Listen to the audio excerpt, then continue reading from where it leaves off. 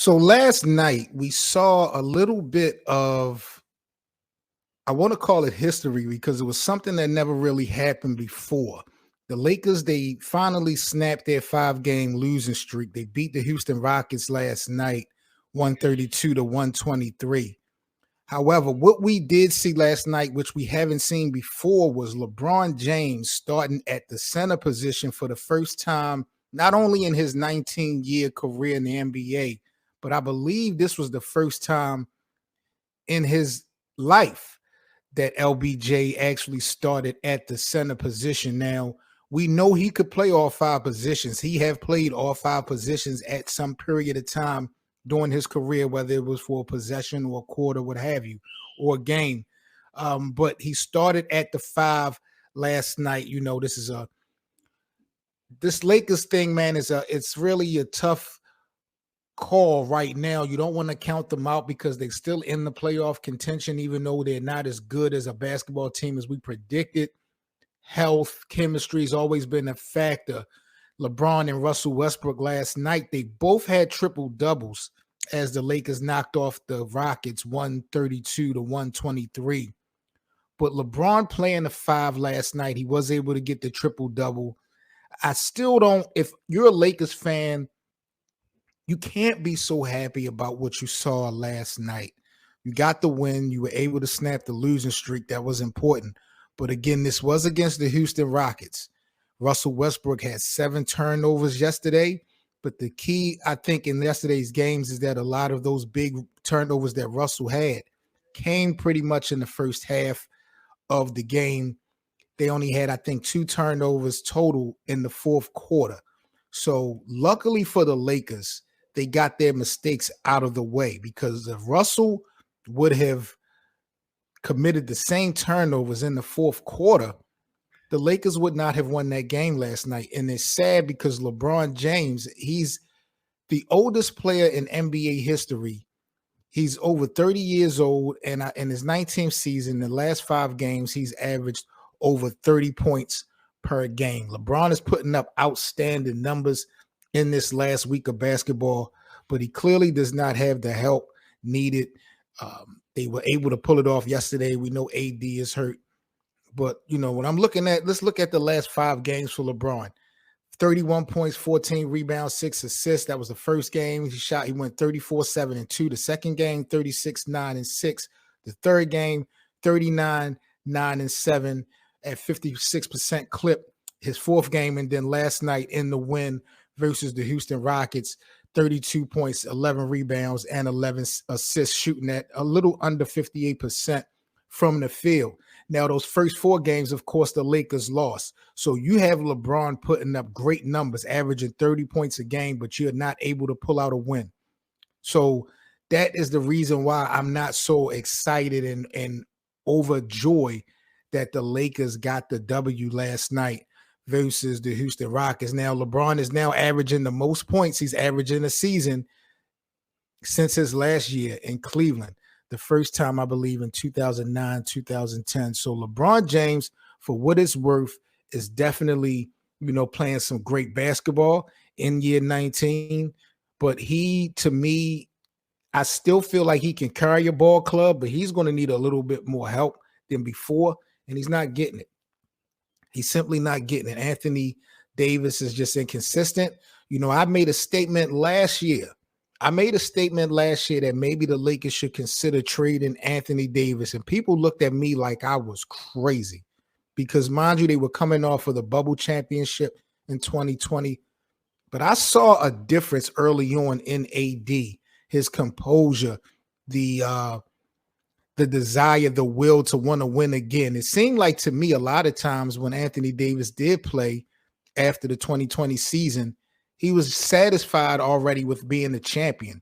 We didn't see that grit and that grind and that desire in his eyes like we've seen in New Orleans or even back in Kentucky playing college basketball. So, Anthony Davis, for him to be unhealthy when he was playing, he's not playing great basketball. He has become, out of the blue, more of a liability than an asset to the Lakers. And this was a Laker team that was looking for dynasty. You got rid of everybody for AD. Couple years later, you now have Russell Westbrook, and it's just not working out entirely. Too many turnovers when it comes, from Russell, and even LeBron is turning the ball over.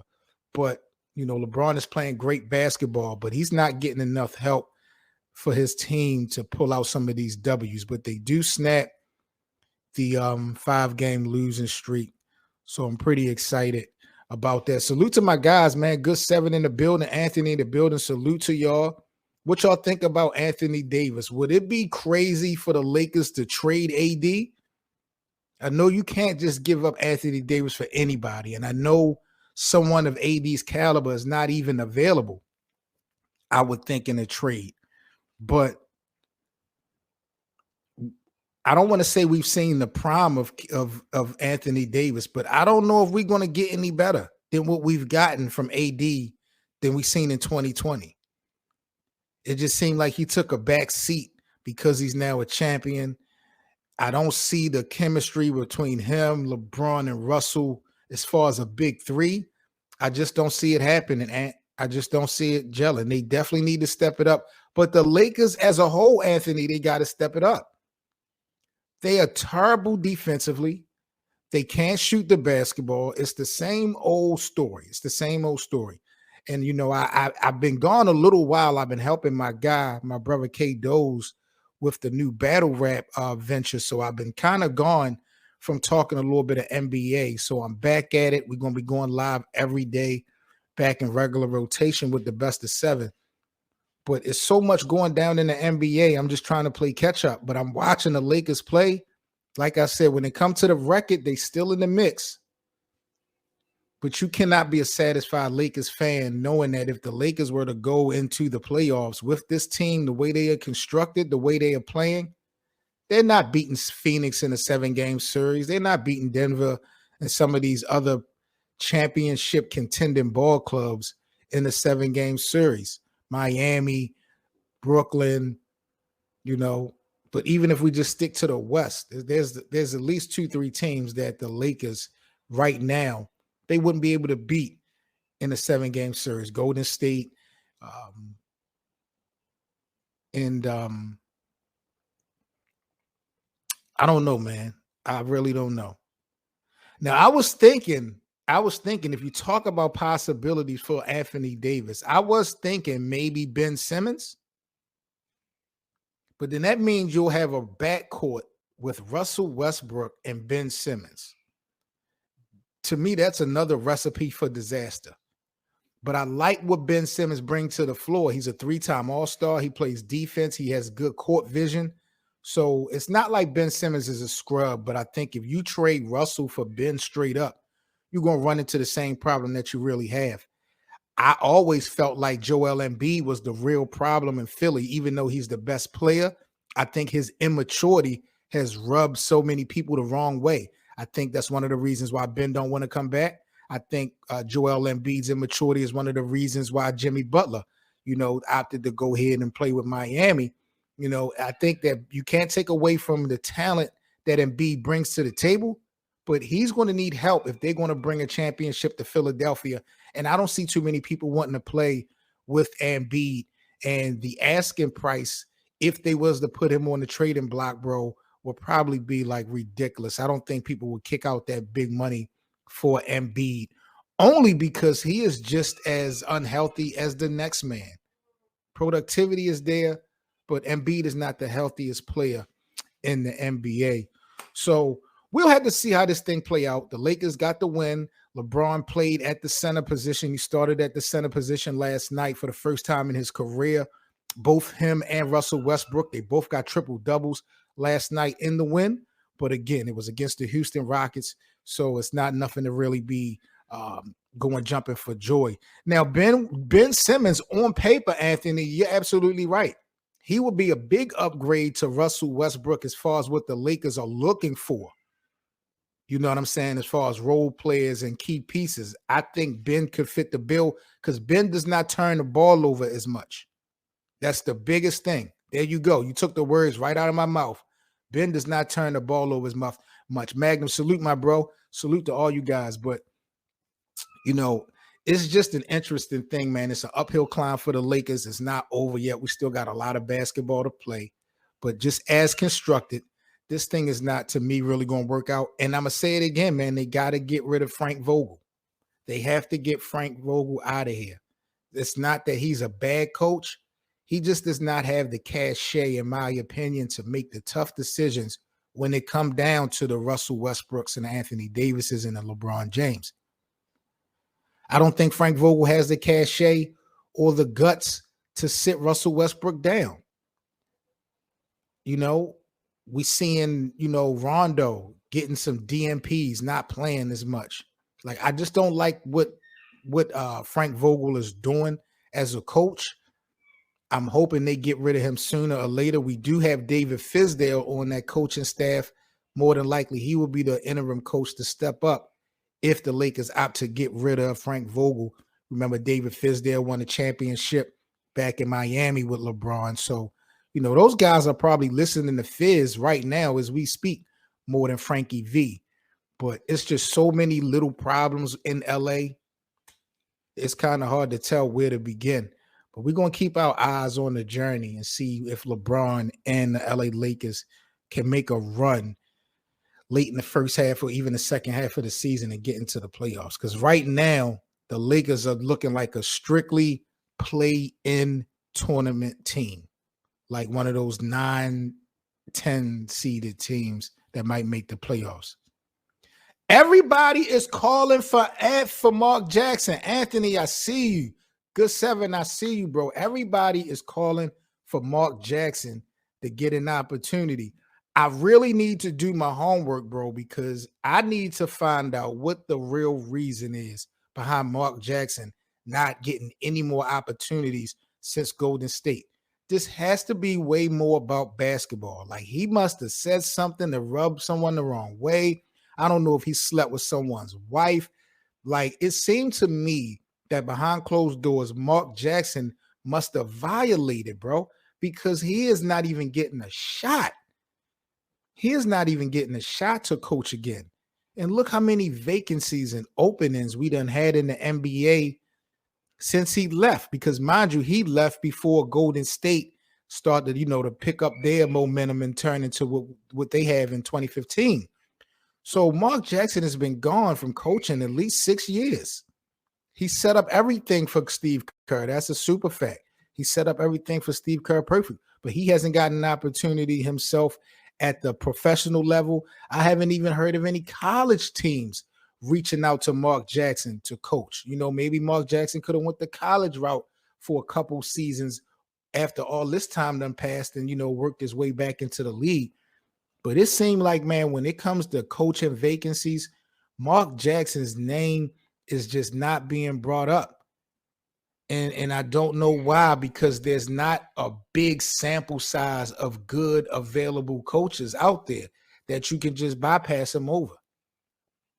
So it's wild, y'all. It's really wild. I don't know how that's going to play out.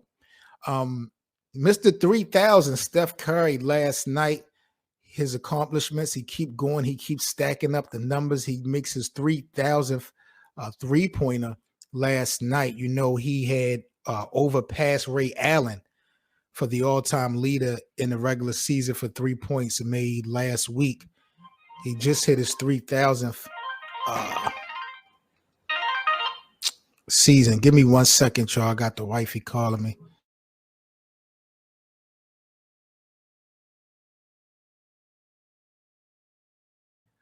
I'm still not sold that Golden State is going to win the championship. I know everybody talking about wait till Klay Thompson come back. I've never known Klay Thompson to carry a team by himself in his career.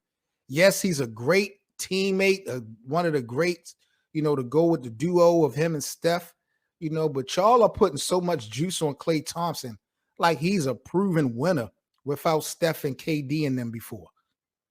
I never even knew who Klay Thompson was until, Steph started getting in his bag and bringing more eyes to Golden State. And then, Klay stepped it up. I'm not trying to play it like Klay Thompson can't play, but I just think y'all put a little bit too much sauce on Klay Thompson. He wasn't listed as one of the NBA's top 75 players. And, some people you could say got robbed from that opportunity. But I think I could come up with 75 players better than Klay Thompson. Maybe they can't shoot better than him. But to me, honestly, Klay has not proven that much for people to now feel like, okay, once he comes back, Golden State is about to take off. Because when he come back, everybody else's minutes have to get adjusted. It's not like Klay Thompson is just a role player and you can just put him in anywhere. Klay Thompson, his presence is going to affect how much Otto Porter has been playing. Jordan Poole, some of these guys, they're still going to get their run. Don't get it twisted because they are a team and they work as a team. But it's not going to be the same whether people like it or not. And I'm not sure if that is going to mess up the chemistry because right now, Golden State, I believe they like the second best team in the Western Conference. No one would have thought Golden State would be playing as well as they are. Steph Curry playing some of the best basketball of his career, man. He is definitely on fire, Magna, if you hit that shit right on the head. But I just think that overall, man, it's just going to take some time. It's going to take some time. Even when Klay Thompson come back, even if he is 100%, we're just going to see how the fucking shit play out. We're just going to have to see how it play out. But, man, a lot of interesting things going down in basketball. Like I said, I had took some time out. Me and my brother K Doze, we were getting his new venture started with the new This Is Battle Rap show. So y'all make sure y'all check us out every Monday live on YouTube. We also got the podcast for This Is Battle Rap. But I had to come back, man, and get back into my bag. Y'all know how I do when it comes to the NBA. This is the Best of 7 Sports Talk. It's been a minute since I dropped some content for the NBA, but I'm back at it. And I'll make sure that I tap in with you guys every day just to go over some of the news that's going down in the association. Dame Lillard is back in the news in the NBA. Dame Lillard says he does not believe it's a ring or bust thing. He's not a fan of that, and that's why he don't play his career to that narrative. Well, obviously he doesn't feel like it's ring or bust because he's playing in Portland. Like Damian Lillard is really starting to pluck my nerves. I done told y'all this time and time again. Chris, you hit this shit right on the head, bro. That's all I knew about Klay Thompson was that he was Michael Thompson's son. Let's keep it a buck. And I didn't even realize that until Steph Curry and them really start getting in his bag in 2015. Like I never knew who Klay Thompson was. I never knew he existed until after Steve Kerr took over, Mark Jackson's spot and they had got into their bag. But Damian Lillard, man, he says he does not believe into the whole ring or bust situation. He's in Portland, but every 5 minutes, there's a report about Dame being unhappy with Chauncey Billups or Dame questioning if he wants to stay in Portland. But then he always turns around and says that, he's going to stay for the long haul.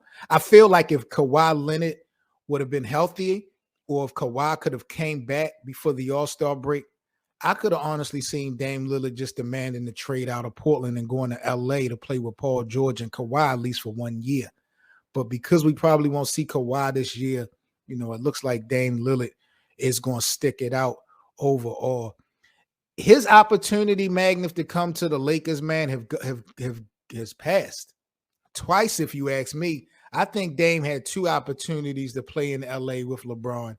And for some reason, he witnessed what Giannis Antetokounmpo did last year in Milwaukee, and he feels like independently with a little help, he can do the same thing that Giannis did and, bring in Portland a championship.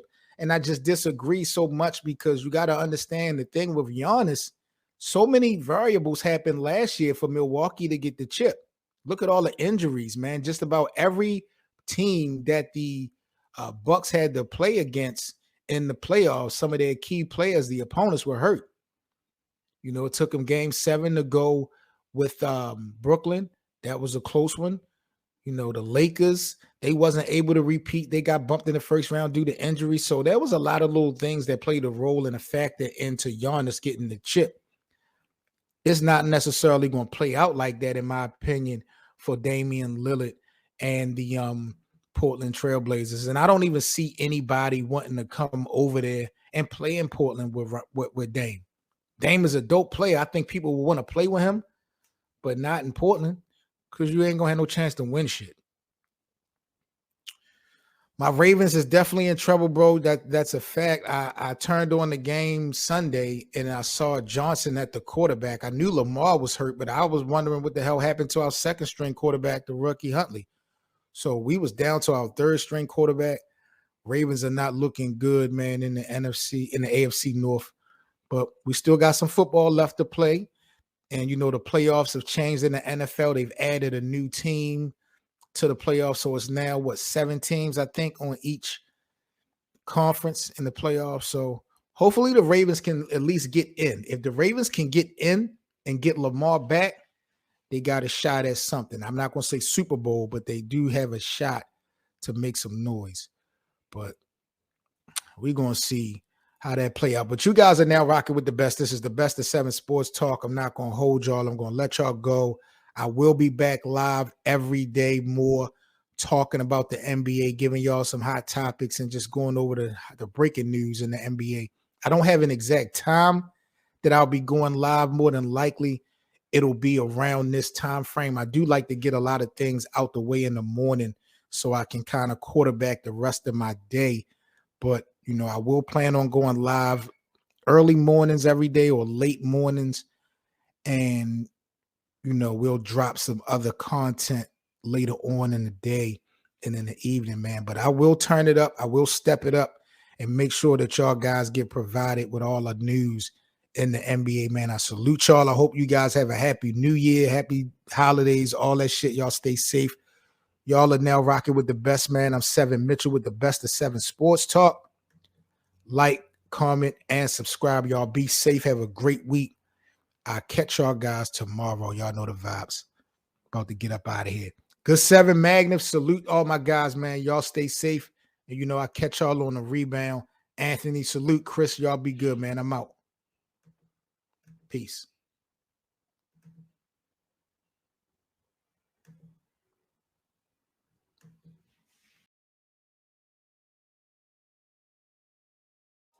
All right, man. Peace to my NBA family. It's your host, 7 Mitchell, with the Best of 7 Sports Talk. I just wanted to take this time out to say thank you to each and every one of you guys for so much support for the podcast.